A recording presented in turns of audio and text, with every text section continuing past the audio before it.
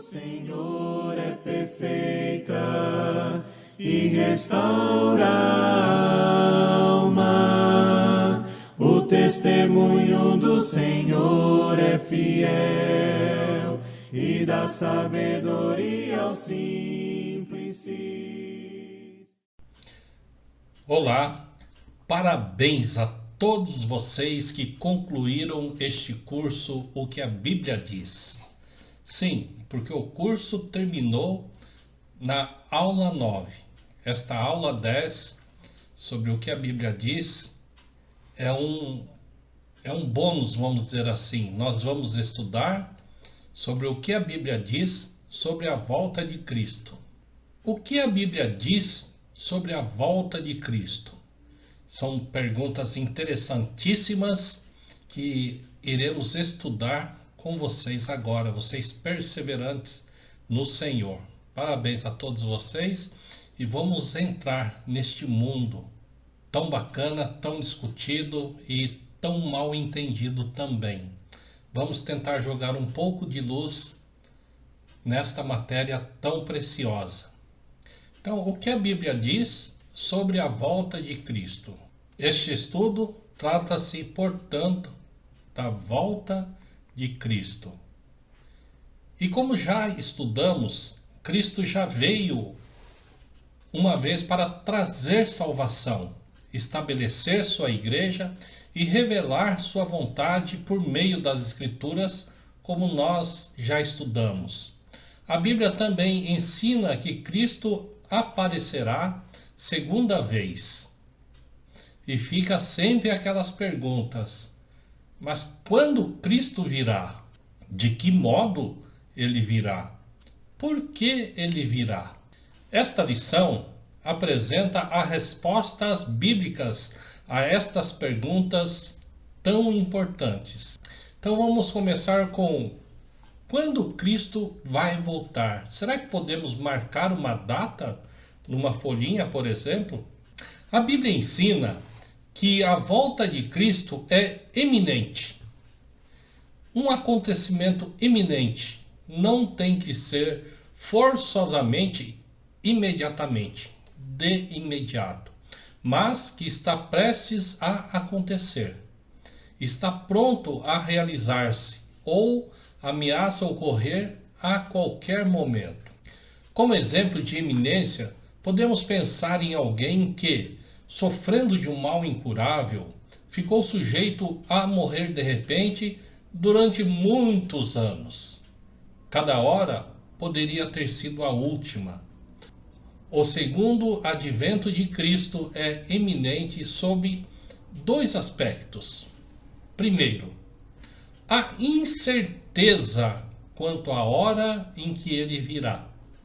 Nós não temos esta certeza. A certeza de que Cristo pode vir a qualquer momento. Vamos ver o primeiro tópico, a incerteza quanto à hora em que ele virá. O mistério que envolve a volta de Cristo tem levado muitos a fazerem previsões precipitadas sobre a data exata deste acontecimento.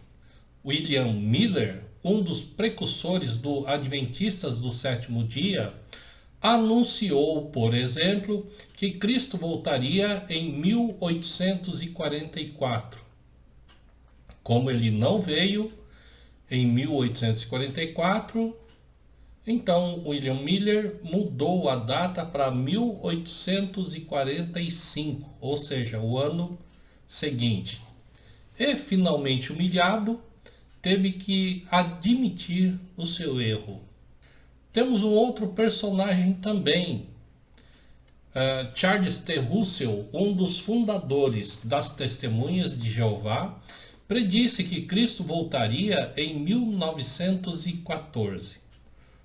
Como isso não aconteceu neste ano, mudou a data para 1918, também sem resultado. No seu livro, Milhões de Pessoas que Vivem Hoje Nunca Morrerão, J.F. Rutherford, sucessor de Russell, anunciou que o Senhor voltaria ainda antes da morte dele. Olha que ousadia! O autor Rutherford já morreu, mas seu livro ficou para testemunhar a loucura de querer determinar uma data para a volta do Senhor. Ninguém deve tentar fazer isso. Ninguém. Jesus declarou enfaticamente: mas a respeito daquele dia e hora ninguém sabe, nem os anjos dos céus, nem o Filho, senão somente o Pai. Talvez fosse a falta de leitura do que a Bíblia diz, de se aprofundar um pouco, de querer se marcar uma época, uma data para a volta do Filho. Jesus disse: mas a respeito daquele dia e hora ninguém sabe, nem os anjos do céu, nem o Filho. Jesus disse a seus discípulos mais íntimos: por isso ficai também vós apercebidos, porque a hora em que não cuidais, o Filho do Homem virá. E o tempo passa. Embora ninguém saiba quando Cristo virá, a Bíblia ensina claramente que ele pode chegar a qualquer momento. Assim, a igreja do primeiro século referiu-se sempre à volta de Jesus como próxima. Eu garanto para todos vocês, sem medo de errar, nós estamos 2000 anos mais próximos da volta de Jesus. A vinda do Senhor está próxima. Perto está o Senhor. Jesus disse a João: e eis que venho sem demora, e comigo está o galardão que tenho para retribuir a cada um segundo as suas obras. Prestem atenção. O galardão para retribuir a cada um segundo a sua obra. Jesus voltará como um ladrão de noite, repentina e inesperadamente. Visto que Cristo era esperado a qualquer momento durante o primeiro século, ele deveria, com muito mais razão, ser aguardado a qualquer instante em séculos posteriores. Esta constante proximidade da vinda do Senhor faz com que a igreja de todos os séculos fique sempre em estado de contínua alerta e vigilância. Jesus frisou repetidamente a ordem de vigilância ao falar sobre a sua volta. Este tipo de cautela não exige que passemos o tempo examinando os céus, mas fazendo a vontade de Deus. Porque se fizermos continuamente a vontade de Deus, o momento que Jesus vier, nos encontrará fazendo a sua vontade.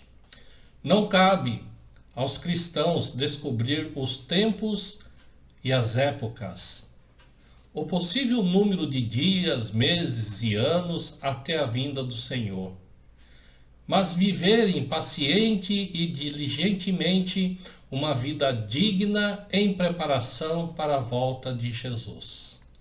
Certos professores de religião dizem que os sinais da vinda de Cristo em Mateus 24 se aplicam somente aos dias de hoje. Jesus, porém, prometeu que estas coisas, esses sinais, se realizariam na geração do primeiro século. É muito importante, meus amados irmãos, prestarem atenção de agora para frente, porque isso é muito importante para não sermos confundidos. Jesus prometeu que estas coisas se realizariam na geração do primeiro século.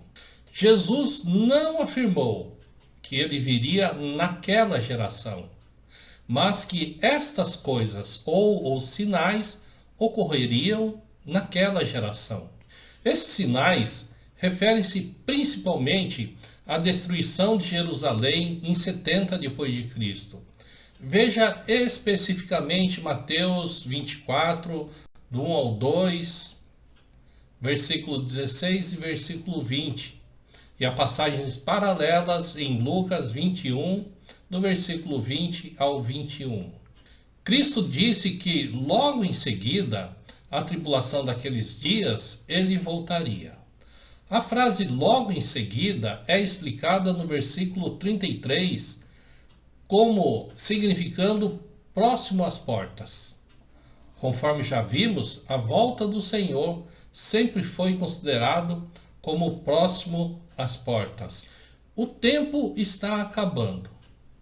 Você vai ficar com Jesus ou ficará com o mundo? Um conselho: não troque Jesus por momentos. Momentos podem fazer você perder a sua eternidade de paz. Lembre-se, Jesus está voltando, está à portas. Depois da destruição de Jerusalém, a volta de Cristo será o grande acontecimento que virá a seguir. Ou seja, depois da destruição de Jerusalém, o que é que falta acontecer? O logo em seguida.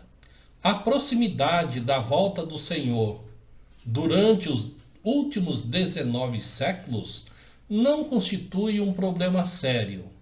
Desde os primeiros séculos, os incrédulos já estavam duvidando por causa da demora do Senhor em voltar. Pedro respondeu a estas pessoas: para o Senhor, um dia é como 1000 anos, e 1000 anos como um dia. Ou seja, para Deus não existe tempo. Os 2000 anos desde a promessa de que Cristo voltaria são como 2 dias para Deus. A demora na volta de Cristo é a manifestação da bondade de Deus, dando aos pecadores oportunidade de se arrependerem e serem salvos. Amados, muitas vezes nós pensamos assim: Cristo poderia voltar hoje. Imagina o cristão do século, um século atrás, 100 anos atrás, ou 50 anos atrás. Eles falassem assim: Cristo poderia voltar hoje, e Cristo voltasse. E nós que não éramos conhecedores nem batizados, e nós que estávamos a caminho da morte, como que estaríamos? Mortos pelos nossos pecados, longe da salvação de Cristo. Por isso, a demora na volta de Cristo é uma manifestação da bondade de Deus. Amém? A segunda vinda de Cristo estará, então, sempre iminente. Da mesma forma que uma montanha parece estar muito próximo de nós quando o céu está claro, assim na esfera da fé, o grande acontecimento que dominará todo o horizonte do tempo, a volta do Senhor, tornará pequeno tudo o mais e permanecerá sempre muito próximo acima de nós. Quer seja no 1º século ou no 21º, a vinda de Cristo é tão patente e real ao seu espírito quanto a certeza desta importantíssima revelação: o Senhor está próximo. Pense bem, meus amados, se Jesus não vier até que eu morra, Jesus não veio, mas eu fui até ele. A segunda grande pergunta: como Cristo voltará? Certos homens ensinam que a vinda de Cristo será secreta. Por exemplo, as testemunhas de Jeová marcaram o ano de 1914 e mais tarde o de 1918 como a data da volta de Cristo e posteriormente resolveram afirmar que ele tinha vindo mesmo em 1914, mas aparecera secretamente apenas a algumas pessoas. A Bíblia, porém, diz para não acreditarmos em vindas secretas. Mateus 24:36 diz isso, né? Para não acreditarmos. Quando Cristo voltar, todo olho o verá. Jesus explicou ainda mais que, assim como um relâmpago sai do Oriente e se mostra até o Ocidente, assim há de ser a vinda do Filho do Homem. Todos podem observar quando surgem relâmpagos no céu em qualquer ponto da terra em que se encontrem. Da mesma forma, todos verão quando Cristo voltar. Alguns religiosos ensinam que na sua volta, o Senhor receberá primeiro os bons e os justos, num arrebatamento secreto, oculto aos olhos dos maus e injustos. Mas a Bíblia diz que todos os povos, todas as tribos, todas as nações, tanto boas quanto más, verão o Senhor quando ele vier para reunir seus eleitos. João exclamou com ênfase: eis que vem com as nuvens, e todo olho o verá, até quantos o transpassaram. Quando Cristo voltar, depois de ouvida a voz do arcanjo e ressoada a trombeta de Deus, o Senhor descerá dos céus e os mortos em Cristo ressuscitarão primeiro. As estrelas do céu cairão, as forças do universo serão abaladas. Cercada de seus anjos poderosos, ele virá sobre as nuvens do céu com poder e muita glória. Todas as nações serão reunidas para presenciar sua gloriosa volta. E a terceira pergunta: por que Cristo vai voltar? A Bíblia diz que Cristo vai voltar para entregar seu reino a Deus, para ressuscitar todos os mortos e também para executar o juízo final. É por isso que Cristo vai voltar. Cristo virá para entregar o reino a Deus. A respeito da volta de Cristo, Paulo explicou: e então virá o fim, quando ele entregar o reino ao Deus e Pai, quando houver destruído todo o principado, bem como toda potestade e poder. Cristo não virá, portanto, para estabelecer seu reino, como afirmam alguns, mas para entregar o reino a Deus. Existem muitas passagens que ensinam que Cristo já está reinando no seu reino, a igreja. Conforme observamos na lição 6, a igreja e o reino são a mesma coisa. Cristo estabeleceu seu reino no primeiro século, e em Marcos 9:1 temos a promessa, e em Colossenses 1:13 e Apocalipse capítulo 1, do versículo 6 ao 9, já a confirmação do cumprimento após a ressurreição. Ele começou então a reinar no dia de Pentecostes, quando foi estabelecida a sua igreja ou reino. Em segundo lugar, Paulo ensinou que Cristo reinaria antes da morte ser destruída. Paulo também disse que a morte será destruída quando Cristo vier, para ressuscitar os bons e os justos. Portanto, Cristo já está reinando antes da sua volta, contrariando os grupos religiosos que afirmam que isso só acontecerá depois dele voltar. Após a ressurreição de Cristo, Deus deu-lhe o lugar à sua direita nos lugares celestiais, acima de todo principado e potestade, e poder e domínio, e de todo nome que se possa referir. Ele permanecerá ali até que seus inimigos sejam destruídos, e então deixará de reinar.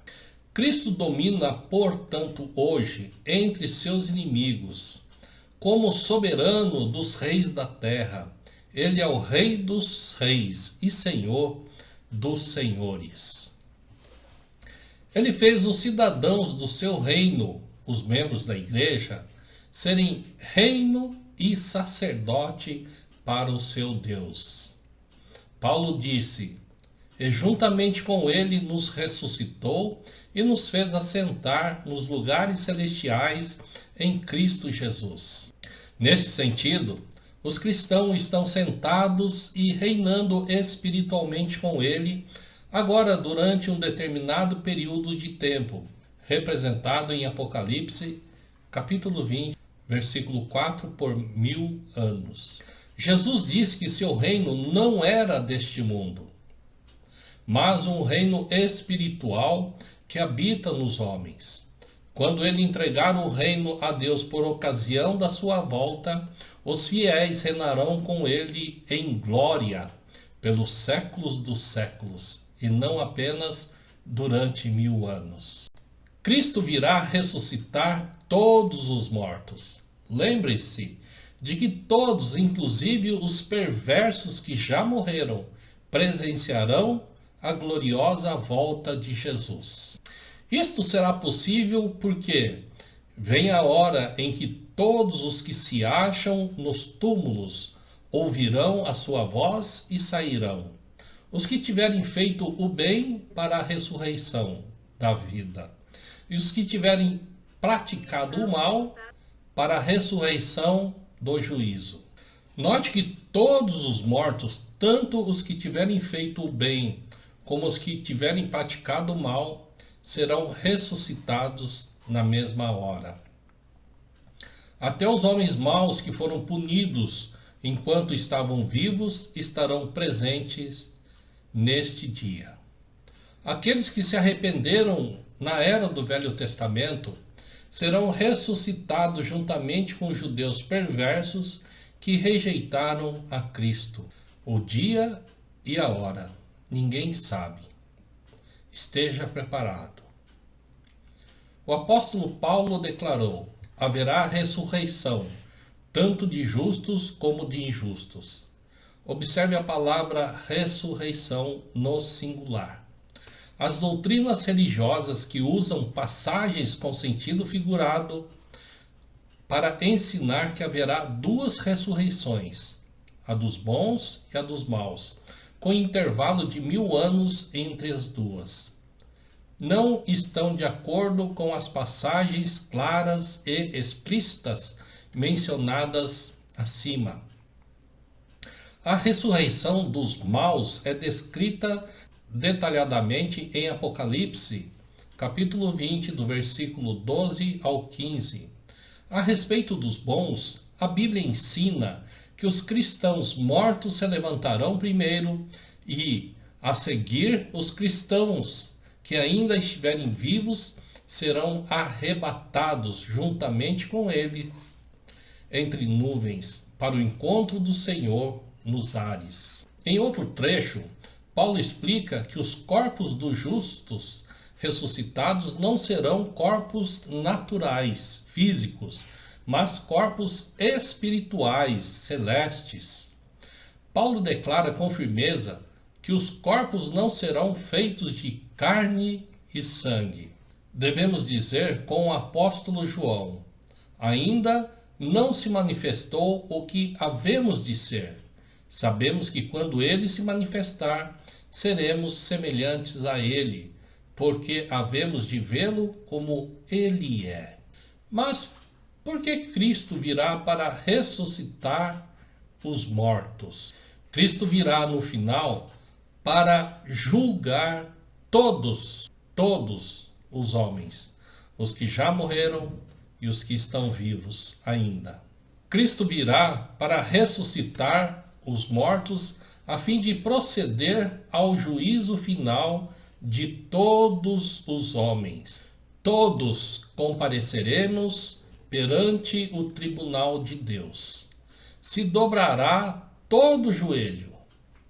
Cada um de nós dará contas de si mesmo a Deus. O julgamento irá basear-se nas ações do homem nesta vida, Porque importa que todos nós compareçamos perante o tribunal de Cristo, para que cada um receba o bem ou o mal que tiver feito por meio do corpo. O homem será julgado pelos atos cometidos em seu próprio corpo, não fora dele ou depois de morrer. O homem também será julgado pelo que fez pessoalmente. Vemos em Apocalipse 20, versículo 13, o julgamento da seguinte maneira: os mortos foram julgados um por um, segundo as suas obras. A Bíblia não faz qualquer menção a recompensas concedidas a alguém através do julgamento das obras de outra pessoa. Visto o homem ser julgado pelos seus próprios atos nesta vida, ninguém que esteja vivo poderá fazer nada que possa alterar o destino dos mortos.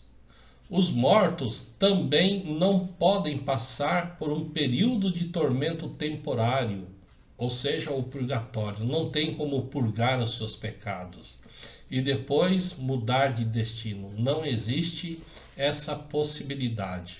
Jesus descreveu o além, o lugar onde se encontram os espíritos dos que já partiram e aguardam a ressurreição, como uma condição fixa e permanente, que não pode ser modificada.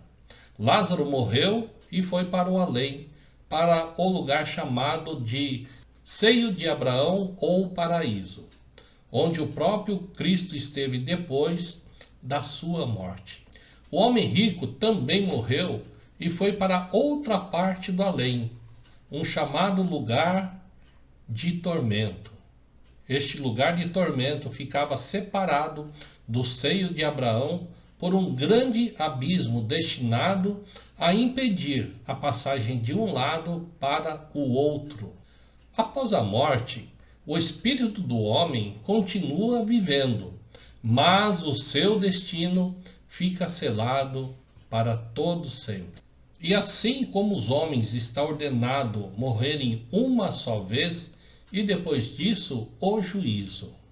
No juízo final, Cristo vai separar os bons dos maus, como o pastor separa os cabritos das ovelhas. Para os maus, Cristo dirá: apartai-vos de mim, malditos, para o fogo eterno. Este inferno final será um lugar de castigos incomparáveis às mais dolorosas aflições desta vida. Ali haverá choro e ranger de dentes. O inferno dos maus será eterno como o céu concedido aos bons. Os maus serão castigados com destruição eterna. Serão castigados com castigo eterno. Serão castigados com fogo inextinguível. Aqueles que forem destinados ao lago de fogo e enxofre serão atormentados de dia e de noite pelos séculos dos séculos. Cristo convidará seus seguidores para que entrem no céu e recebam a recompensa eterna.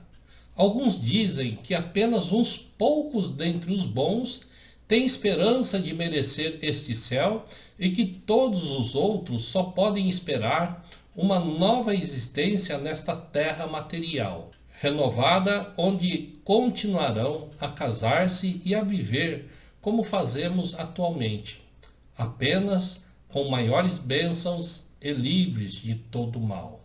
Entretanto, a Bíblia diz que este universo material será destruído. Todas essas coisas hão de ser assim desfeitas. O próprio céu é descrito como novos céus e nova terra, uma nova habitação, mas não indica que se trata de dois lugares separados, diferentes. A Bíblia diz que este universo material será destruído e não menciona absolutamente o fato da recompensa do justo ser dupla. Primeiro durante o milênio, aqui na terra, e depois no céu. Paulo diz: fostes chamados numa só esperança da vossa vocação. Cristo nem sequer porá os pés nesta terra, e muito menos estabelecerá aqui o seu reino. Todos os justos serão arrebatados para o encontro do Senhor nos ares, e assim estaremos para sempre com o Senhor. A esperança de Abraão e dos grandes patriarcas não era de um lar na terra. Eles desejavam uma pátria superior, isto é, celestial. Além disso, Cristo negou com convicção que haveria casamentos depois da ressurreição. Não existe senão um lar e uma única esperança para todos os que fazem o bem, o céu. Você está preparado quando ele voltar? Cristo dirá aos bons: vinde, bendito de meu Pai. Entrai na posse do reino que vos está preparado desde a fundação do mundo. Neste mesmo momento, os salvos estarão no céu. Deus limpará toda lágrima. Não haverá mais morte, tristeza nem dor. A Bíblia descreve este novo lar como contendo as riquezas mais preciosas da vida. Sua beleza, glória, pureza e eternidade na presença de Deus e de Jesus são a bênção pela qual o povo de Deus aguarda pacientemente. Jesus está voltando. E tu? E nós? Estamos preparados? Embora ninguém possa marcar uma data, a volta de Cristo é mais certa do que o fato do sol levantar-se pela manhã. Este grande acontecimento pode ocorrer amanhã ou dentro dos próximos 5 minutos. Qualquer que seja o momento, precisamos estarmos preparados e vigilantes. Deus oferece hoje a salvação a todos. Mais tarde, quando Cristo voltar, ele oferecerá o céu somente aos salvos. Hoje, todos podem obedecer ao Evangelho de Cristo.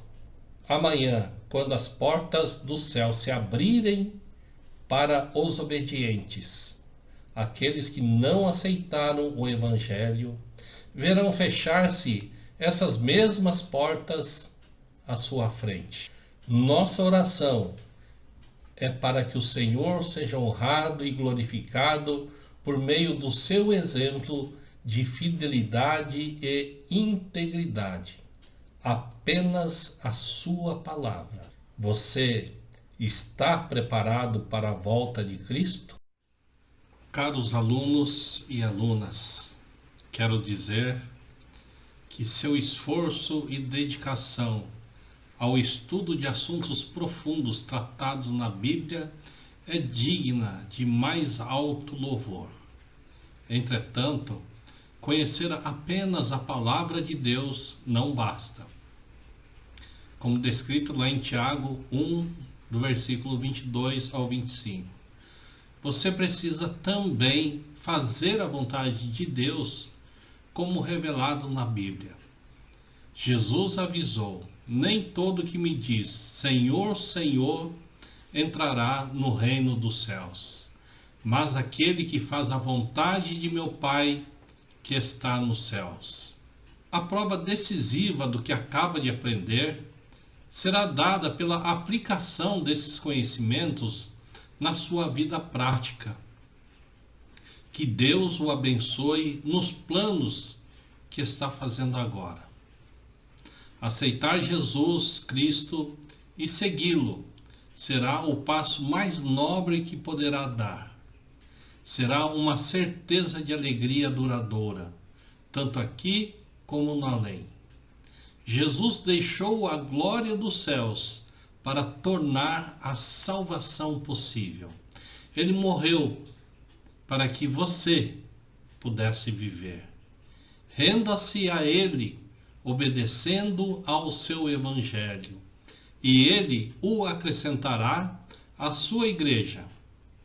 Mantenha-se fiel até o fim, e Ele lhe dará um lar no céu. Que pensamento glorioso! Você, um pecador, salvo pela graça, receberá a glória do céu e viverá para todos sempre, pois é isso o que a Bíblia diz. Até mais, meus irmãos. Fiquem com Deus.